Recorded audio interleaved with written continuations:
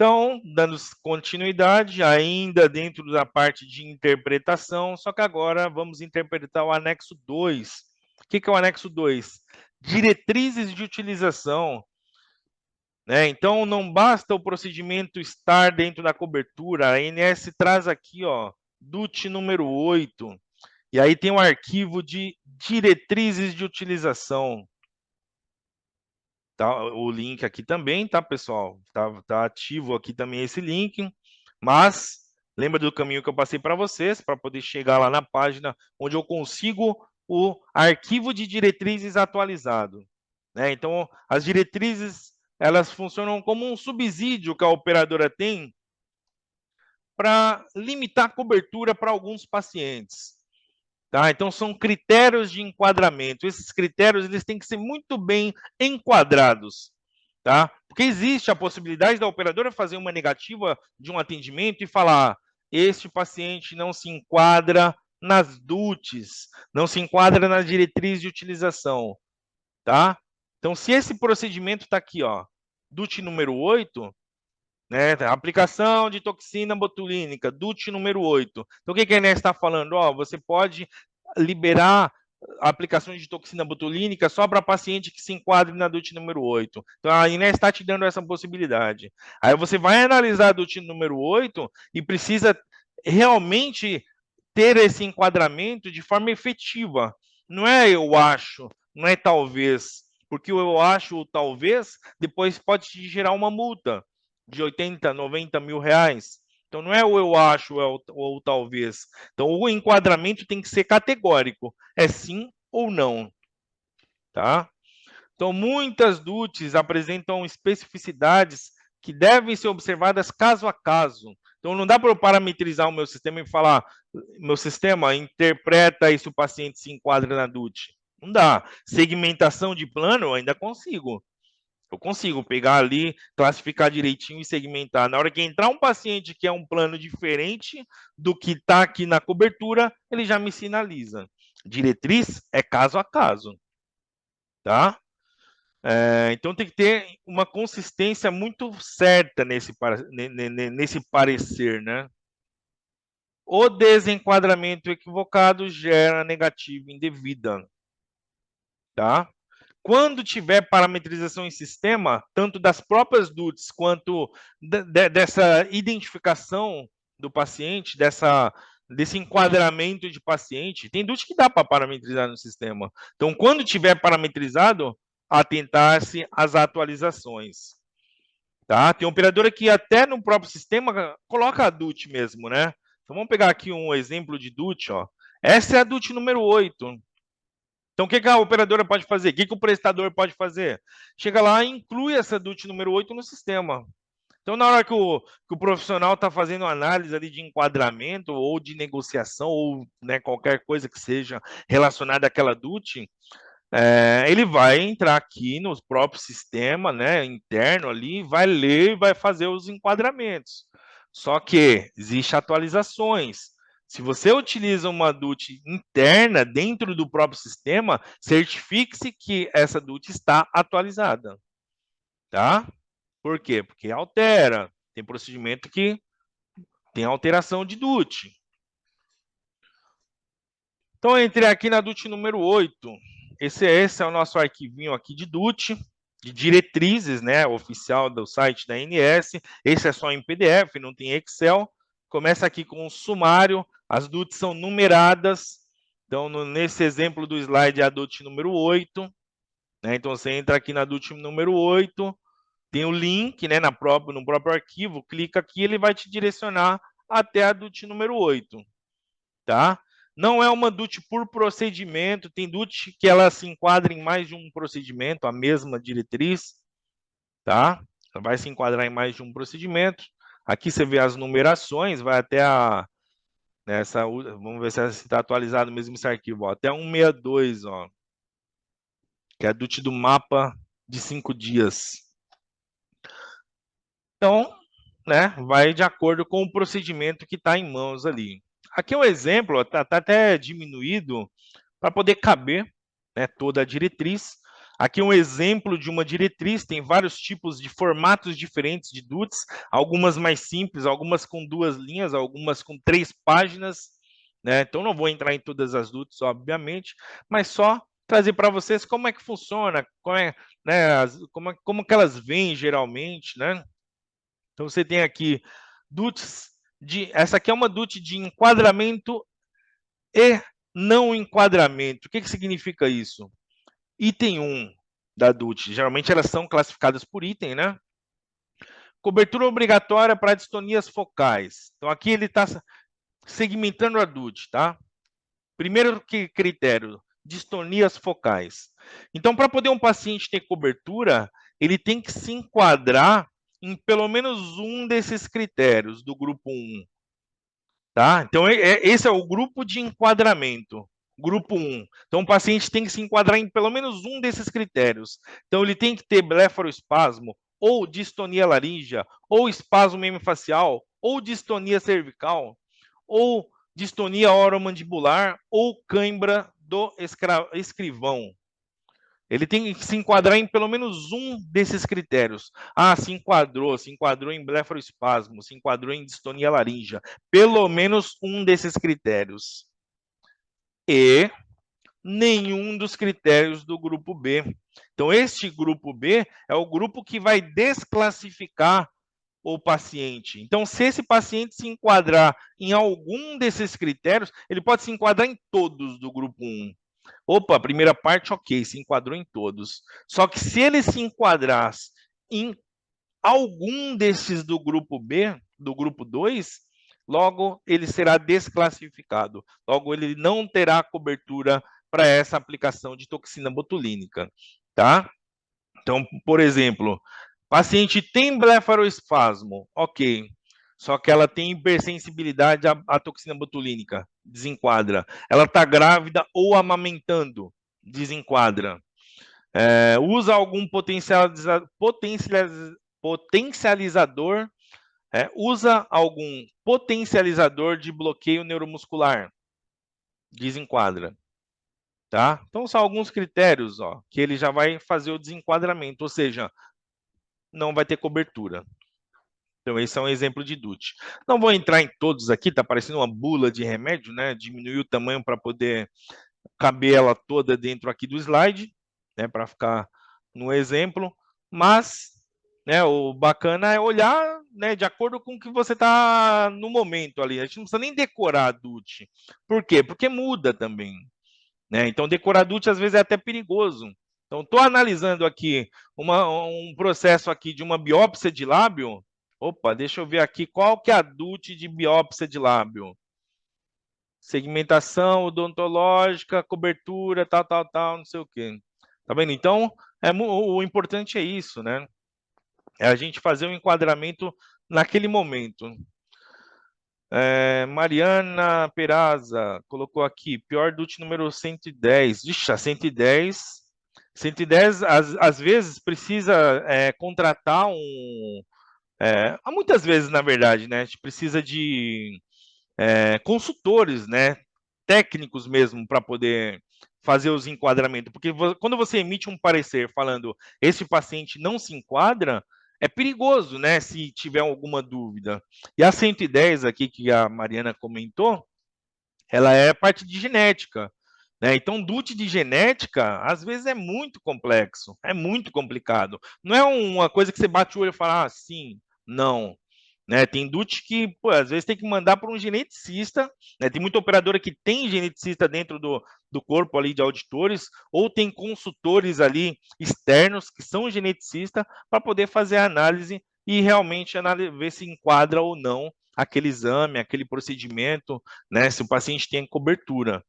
Né? Vamos pegar aqui, ó. Tanto é que ela tem as subdiretrizes, né?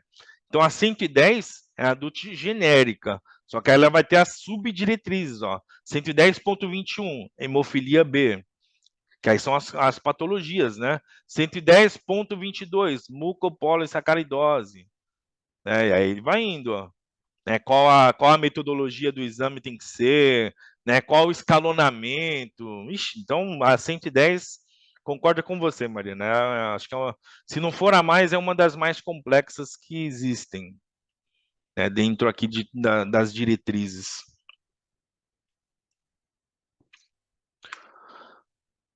Próximo slide aqui, a gente tem um exemplo de outras DUTs, só que aqui são DUTs mais simples, né? Que a gente consegue analisar assim com mais facilidade, porém elas são detalhadas, né? Essa DUT número 4 mesmo, que é do anti-CCP, né? O exame ali laboratorial, simples até, né? Não é um exame caríssimo, só que ele tem diretriz, né? Então o critério às vezes não é nem valor, né? Para um procedimento ter diretriz ou não. Né? Tem procedimento que é muito caro e não tem DUT. Uma radioterapia, por exemplo, IMRT, caríssimo, só que não tem diretriz. Procedimentos com OPME, às vezes, cirurgia de coluna, não tem diretriz, tá? Só que é custo altíssimo. Um exame anti-CCP tem diretriz, tá? Que tem um custo bem mais baixo. E aqui qual é o critério dessa diretriz número 4? Aqui já é um outro tipo de DUT, né? Estou mostrando só alguns tipos para a gente ver, né? Não adianta entrar em todas porque são diversas. Cobertura obrigatória na investigação diagnóstica de artrite reumatoide. Então, primeiro critério, o médico tem que estar analisando se o paciente tem artrite reumatoide. Tá? É uma hipótese diagnóstica de artrite reumatoide. Primeiro critério. Segundo critério, quando o fator reumatoide for negativo. Então, o que estabelece essa DUT? Estabelece que o anti-CCP ele não pode ser um exame de primeira escolha. Se o médico está suspeitando que um paciente tem artrite reumatoide, ele faz o anti-CCP primeiro, ele faz o fator reumatoide primeiro. Esse fator reumatoide deu positivo, não se enquadra na DUT. O fator reumatoide deu negativo, aí ele faz um contrateste, ele vai fazer o anti-CCP. Tá? Então, ele tem que ter feito o fator reumatoide primeiro, e esse fator reumatoide que fez previamente tem que ter dado negativo. Deu negativo, aí ele se enquadra na DUT. Tá? Ó, uma DUT pequena, mas detalhada. Aí vamos para a DUT número 52, mamografia digital. Lembrando que tudo que eu falei até agora, a operadora não tem a obrigatoriedade ali de seguir, né? Então, ela pode cobrir anti-CCP para todo mundo, se ela quiser. Ela pode cobrir mamografia digital para todo mundo, se ela quiser. Só que a ANS preconiza aqui que a operadora só deve cobrir a mamografia digital para mulheres na faixa etária entre 40 e 69 anos. Ou seja, tem 39 anos, não tem obrigatoriedade. Tem 70 anos, não tem obrigatoriedade. Tá? Lógico que muitas vezes acaba sendo visto ali cada caso a caso, né? Ah, é uma mulher de 35 anos, mas tem um histórico familiar, né, de primeiro grau, mãe com câncer de mama, tal. Mas a operadora acaba liberando, né? Então essa só para trazer como exemplo de uma DUT diferente das anteriores, é uma DUT que a gente consegue fazer uma parametrização num sistema. Então aqui eu consigo deixar uma amarração dentro do sistema, onde vai me sinalizar que a paciente se enquadra ou não se enquadra na DUT. Porque qual é o critério? Mulher, faixa etária. Né? Lógico que hoje, como tem essa questão até de nome social, né, de cadastro, por exemplo, de trans, né? Então é uma mulher, anatomia feminina, porém está com cadastro masculino, então pode gerar alguma divergência, né? Então, por exemplo, é um cadastro masculino onde foi solicitado um exame que a diretriz é para mulheres. Tá? Então, às vezes acaba acontecendo isso, né? Como, por exemplo, um PSA de próstata para um beneficiário que está com cadastro feminino, por exemplo, né? Então, essas divergências podem acontecer, questão de cadastro, mas facílimo de resolver também, porque existe um histórico, né? Dentro do cadastro, tá? E aí você consegue fazer uma liberação. Mas só para a gente identificar que, a princípio, é uma DUT que a gente consegue fazer uma parametrização e o sistema vai me sinalizar quando uma paciente não se enquadrar nessa diretriz. Certo? Esses exemplos, mais um exemplo. O pessoal às vezes pergunta até, né? Como é que é a questão de medicamentos, como é que é a questão de quimioterápico lá na diretriz, né? E que, inclusive, é uma das diretrizes que sofre mais alterações, né? Cada incorporação que a INS faz, se não tiver uma medicação, ou um quimioterápico, ou um imunobiológico, é milagre, né? Então, quando ela faz aqui uma incorporação aqui de uma DUT, né, de uma medicação, geralmente ela acrescenta dentro aqui do que já tem, né? Então, como é que é esse quadro aqui de análise de DUT de medicamento via oral, de quimioterápico via oral? Você tem a primeira coluna, que é a substância, ou seja, qual é o medicamento. Então, aqui já é independente da bula, tá? Independente de indicação, independente de estudos, você tem aqui qual a substância, qual a localização e qual a indicação que a ANS incluiu para cobertura. Então, por exemplo, esse medicamento Topotecana, pode ser que ele tenha outras indicações, mas o que a ANS incorporou ele aqui foi para câncer de pulmão. E aí ela vem aqui com a indicação: câncer de pulmão de pequenas células, nos casos de recaída após falha de quimioterapia em primeira linha. Então, ou seja, então não é só o fato de ter uma indicação de um câncer de mama, desculpa, de um câncer de pulmão. Então, tem que ser um câncer de pulmão classificado como pequenas células, nos casos de recaída após quimioterapia de primeira linha. Então, entrou com uma quimioterapia de primeira linha, teve uma recaída, aí entra na cobertura do Topotecana, tá? Então, assim, né, as outras patologias também, as outras medicações também, ó. Trametinib tem cobertura para melanoma, para tratamento de melanoma, em combinação, tal. Então, ele vem o complemento ali, né, dessa indicação. Aqui você tem medicações que servem para mais de uma patologia, né? Então, esse trifluoridina barra cloridrato de tipiracila, ele tem, né, FTD barra TPI, ele tem cobertura para câncer coloretal e de estômago, cada um com a sua indicação aqui, certo? Assim que vem as diretrizes dos medicamentos quimioterápicos via oral. Então, se a gente entrar aqui no arquivinho da DUT, DUT número 64, né? Aí ele tem essa tabela que eu mostrei ali um pedaço para vocês, né? Ó, anastrozol, câncer de mama, só que tem 3 indicações, né? Então tem vários tipos de medicamentos aqui. Esse é o caso do quimioterápico via oral. Outro tipo de medicação que também está sendo incorporado bastante é terapia imunobiológica. Né? Ambos têm alto custo, tanto o quimioterápico via oral quanto a terapia imunobiológica, né? A aplicação endovenosa, intramuscular ou subcutânea. Então, ela também entra nessas DUTs de subdiretrizes. Tá? Então, ela é a DUT número 65. Ó, passou a 64 aqui, que é a de quimioterápico via oral. Ele entra 65. Terapia imunobiológica, tal. Só que aí ele vai ter as subdiretrizes por patologia. Então, por exemplo, terapia imunobiológica para artrite reumatoide. Aí ele vai trazer aqui as diretrizes específicas dessa patologia. Aí ele vem artrite idiopática juvenil, as diretrizes, as medicações, né? Espondiloartrite, tal. E assim ele vai, as subdiretrizes, né? Artrite psoriásica. Tá vendo? Então, eles têm as subdiretrizes por patologia, ó, psoríase. Qual a cobertura para psoríase? É tudo? Todo medicamento para psoríase tem cobertura aqui nas diretrizes de imunobiológico? Não. Tem outros imunobiológicos, tá? Que têm indicação para psoríase, porém não estão relacionadas aqui na diretriz. Logo, não tem cobertura.